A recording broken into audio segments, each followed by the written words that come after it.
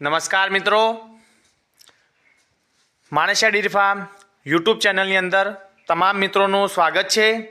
આજે આપણે વિડીયોની અંદર વાત કરીશું નાના વાછરડા કે વાછરડી કે ભેંસના બચ્ચા હોય તો એમને ઉછેર કઈ રીતે કરવો। ઉછેર તો બધા કરે, પરંતુ આપણે જે રીતે આપણા નાના બચ્ચાઓને ખવડાવીએ પરંતુ આપણને પોતાને અનુકૂળ ન લાગે એ પ્રમાણે તેમનું વજન વધારે પ્રમાણમાં જોવા મળતો હોય તો એના માટે આપણે શું કરવું જોઈએ અને શું આપણે તકેદારી રાખવી જોઈએ કે જેના કારણે પશુનું વજન વધારે પ્રમાણમાં જોવા મળતું હોય અને જેના કારણે નાની ઉંમરમાં પશુ જલ્દીથી ગાભણ થઈ જાય, બરાબર। તો એના માટે તમારે સૌથી પહેલાં તો પશુને ડિવોર્મિંગ આપવું ફરજિયાત છે। હવે બધાને મનમાં પ્રશ્ન એ થાય કે ડિવોર્મિંગ એટલે શું, તો તમને જણાવી દઉં કે ડિવોર્મિંગ એટલે પશુના પેટમાં પડેલા કીડાને મારવામાં આવતી દવાને ડિવોર્મિંગ કહેવામાં આવે છે, બરાબર। આપણે સાદી ભાષામાં કહીએ તો કરમિયા મારવામાં જે પણ તમે દવા વાપરતા હોય જે પણ કંપનીની, તો એને ડિવોર્મિંગ કહેવાય, બરાબર। તો એને કઈ રીતે આપવી અને કેટલી માત્રામાં આપવી અને કોની સાથે આપવી, બરાબર, આપણે આજે બધી ડિટેલમાં વાત કરીશું, બરાબર। તો આપણે પહેલાં એ લક્ષણો જોઈ નાખવાના આપણા વાછરડા વાછરડીમાં કે શું આ લક્ષણો મારા વાછરડી કે વાછરડામાં છે। જો હશે તો એ વાછરડી કે વાછરડું ક્યારેય તંદુરસ્ત નહીં હોય। તો તમને પહેલાં એ જણાવું કે લક્ષણો એમાં કયા પ્રકારના આપણે જોવા મળીએ, બરાબર। તો પહેલું લક્ષણ તો એ થાય આપણને કે વાછરડા માટે કે વાછરડી માટે ગમે તે તમે દૂધ પો 2 લીટર પો ટાઈમનું કે 3 લીટર પો કે પછી એક આંચળનું દૂધ પીવડાવતા હોય છતાંય એ વાછરડી કે વાછરડાનું વજન કોઈ પ્રમાણમાં વધતું ન હોય તો પણ સમજી લેવું કે વાછરડા કે વાછરડીમાં કીડાનું પ્રમાણ વધારે છે, બરાબર।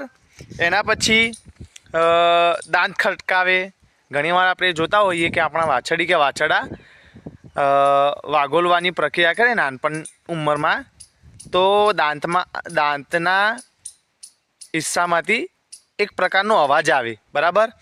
તો પણ સમજી લેવું કે બચ્ચામાં કરમિયા પડેલા છે।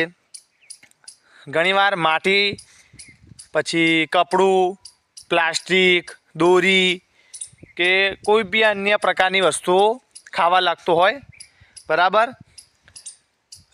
સુસ્તીમાં રહેતું હોય, કાન નીચે કરીને બેસી રહેતું હોય તો પણ સમજી લેવું કે બચ્ચામાં કરમિયા પડેલા છે, બરાબર। એના પછી વધારે પ્રમાણમાં ઝાડા થાય અને ઝાડા વધારે પ્રમાણમાં એવા થાય કે એને કાબૂમાં પણ ન લાવી શકીએ અને છેવટે પશુનું મરણ પણ થઈ શકે। તો આ લક્ષણો જો હોય તો પણ સમજી જવાનું કે કરમિયા છે। ઘણીવાર પેટ ફૂલી જતું હોય જેને આપણે આફરો કહીએ, પેટ ફૂલી જવાની સંભાવના રહેતી હોય, બરાબર। આ લક્ષણો દેખાય તો પણ તમે સમજી જવાનું। એની ઘણીવાર આપણે દૂરથી જોઈએ ને આપણા વાછરડા કે વાછરડીને તો પેટ લટકતું જોવા મળે, એમ કે આપણે ગમે પણ ના, બરાબર, પણ પેટ લટકેલ હોય તો પણ સમજી લેવાનું કે વાછરડા કે વાછરડીમાં કરમિયા પડેલા છે, બરાબર। આપણે જે વાછરડા કે વાછરડીની ચામડી ઉપર ઘણીવાર આપણે વાળ ઝરતા દેખાય જેને આપણે અમારી ભાષામાં ખોડિયો કે ખોડખા પણ કહે, એ પ્રમાણે લક્ષણ દેખાય તો પણ સમજી જવાનું કે અમારા વાછરડી કે વાછરડામાં કરમિયા થયેલા છે, બરાબર. વાછરડા કે વાછરડીને ગમે તે તમે દવાઓ આપો, ગમે તે દવાઓ આપો, પરંતુ તેની ચામડીના રંગમાં કોઈ ફેરફાર ન થતો જોવા મળે.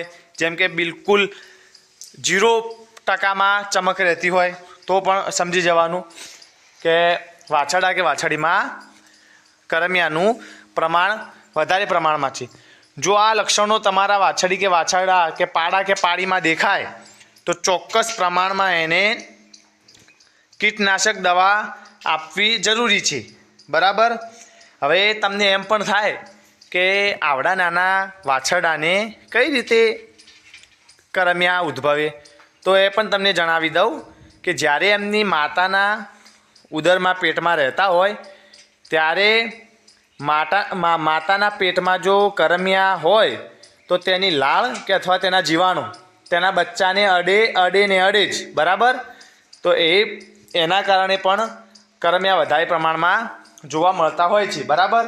તો એના માટે આપણે ડિવોર્મિંગ કરવું ખૂબ જ જરૂરી બનતું હોય છે, બરાબર. તો એની અંદર આપણને થાય કે ભાઈ આટલા નાના બચ્ચાને આપણે કઈ રીતે ડોઝ આપીશું, તો હું તમને પહેલાં તમને આપણે દેશી જે આપણે ઘરેલું ઉપાય બતાવું, બરાબર. તો એની અંદર તમારે 15 દિવસનું જો બચ્ચું થયેલું હોય, 15 દિવસથી ઓછું એટલે કે 13-14 દિવસનું, તો પણ આ તમે વાપરી શકો. વધારેમાં વધારે 15 દિવસ સુધીનું આ ડોઝ છે, બરાબર. તો એની અંદર તમારે લીમડાના પાન, 10 ગ્રામ ગોળ અને 5 ગ્રામ અજમો, જેને આપણે અજવાઈન કહેતા હોય ઘણા વિસ્તારોમાં, એ લેવાનું. અને આ ત્રણેયને થોડું પાણી લઈ 1 ગ્લાસ અને ગેસની હળવી આંચ ઉપર કાં તો ચૂલાની હળવી આંચ ઉપર ગરમ કરી અને કોઈ કપડાની મારફતે અથવા ગરણીની મારફતે ગાળી લેવાનું. અને ગાળી લઈ થોડું ઠંડુ પાડી અને પછી મોઢું ખુલ્લું રાખીને નાની બોટલ વડે પાવાનું. આ ભૂલ ન કરતા, બરાબર. ઘણા લોકો મોટી બોટલ લઈને પીવડાવે છે અને હસકોરું આવે અને એના કારણે પણ મૃત્યુ થાય છે, બરાબર. તો આ બાબત તમારે ઘણી ધ્યાનમાં લેવાની, બરાબર. એના પછી આપણે જો આ ડોઝ તમારે વધારે 3 મહિના સુધી આપવો હોય તો આપી શકાય, પરંતુ એની અંદર આપણે માત્રા થોડી વધારવાની. જેમ 15 દિવસથી 30 દિવસનું થાય તો થોડી માત્રા વધારી દેવાની. 10 ગ્રામ ગોળની જગ્યાએ 20 ગ્રામ કરવાનો. 10 ગ્રામ 5 ગ્રામ જે આપણે અજમો લીધો એની જગ્યાએ તમારે 10 ગ્રામ કરી નાખવાનો. લીમડાના પાન લીધા હોય એના અંદર તમારે થોડા વધારે પ્રમાણમાં લેવાના. અને એના અંદર તમારે આપણે આપણે જે અરસકનું તેલ કહીએ ને, અમારા વિસ્તારમાં જેને રાયડાનું તેલ કહીએ છીએ, એ પણ તમે થોડું એડ કરી શકો, 50 થી 100 ml, બરાબર. તો આ પ્રમાણે જો તમે 3 મહિના ડોઝ આપતા રહેશો, બરાબર, આ ઘરેલું ઉપચાર છે, તો પણ સારું. અને કદાચ તમારે મેડિસિન કોઈ આપવી હોય તો એલ્બેન્ડાઝોલ વીરબેક કંપનીને આવે, જેને આપણે આલ્બોમાર કહીએ છીએ, એનો પણ તમે ઉપયોગ કરી શકો. હું તમને સ્ક્રીન પર બતાવીશ કે આ દવા કેવી હોય, બરાબર. તો એનો ડોઝ પણ તમારે બચ્ચાને એની માત્રા પ્રમાણમાં આપવાનો, વધારે પ્રમાણમાં પણ ના આપવાનો, બરાબર. જો વધારે પ્રમાણમાં આપી દીધું તો ઝાડા થવાની સંભાવના રહેતી હોય છે વધારે પ્રમાણમાં, બરાબર. તો એનો ડોઝ તમારે 1 દિવસના બચ્ચાથી લઈ 30 દિવસના બચ્ચા સુધીના તમારે 20 ml જે આલ્બોમાર દવા હોય એ લેવાની. અને તેની સામે તમારે રાયડાનું કાં તો સરસવનું તેલ લેવાનું, જેને અમારા વિસ્તારમાં અરસક કે અમારા વિસ્તારમાં તેને અરસક ઘણા લોકો કહેતા હોય છે, બરાબર. તો એનું તેલ તમારે 20 ml લેવાનું. જેટલી દવા લઈએ ને એટલું આપણી સામે કોઈ પણ તેલ લેવાનું, બરાબર. તો આ પ્રમાણે તમે ડોઝ આપી શકો. 30 દિવસ ઉપરનું થાય તો તેનો ડોઝ તમારે 25 ml કરવાનો, બરાબર.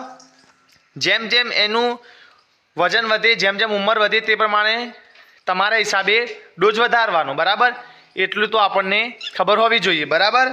જો તમે આ પ્રમાણે ડિવોર્મિંગ કરતા થશો તો ચોક્કસ તમારા વાછરડી કે વાછરડું કે પાડો હોય કે પાડી હોય એનું વજન હું તમને ગેરંટી આપું કે ચોક્કસપણે વચ્ચે બરાબર. કેમ કે જો પેટમાં કીડા હશે અથવા ડિવોર્મિંગ એને જરૂરી હશે અને તમે નહીં આપો તો ગમે તેટલી તમે એમને દાણ આપશો, ગમે તેટલી તેમની સારી એવી આપણે સેવા કરશો કે ગમે તે કહીએ આપણે બરાબર, તો આપણને દેખાશે નહીં. માટે આપણા નાના વાછરડાને કે વાછરડીને કે પાડા કે પાડીને આપણે 15 દિવસથી 15 દિવસના ગાળા દરમિયાન આપણે આ ડોઝ આપવાનો રહેશે બરાબર. જો આ પ્રમાણે તમે અપનાવતા થશો તો ચોક્કસ પ્રમાણે તમને પોતાને એવું અનુભવાશે કે નહીં મારા પશુને થોડો ફરક લાગે છે બરાબર. જો આ વિડીયો સારો લાગે તો વિડીયોને લાઈક શેર જરૂર કરજો અને આવનારા વિડીયોની નોટિફિકેશન મેળવવા માગતા હોય તો માણેશિયા ડેરી ફાર્મ યુટ્યુબ ચેનલને સબસ્ક્રાઈબ કરજો, સાથે સાથે બેલ આઇકનના નિશાનને પણ દબાવજો. Thank you.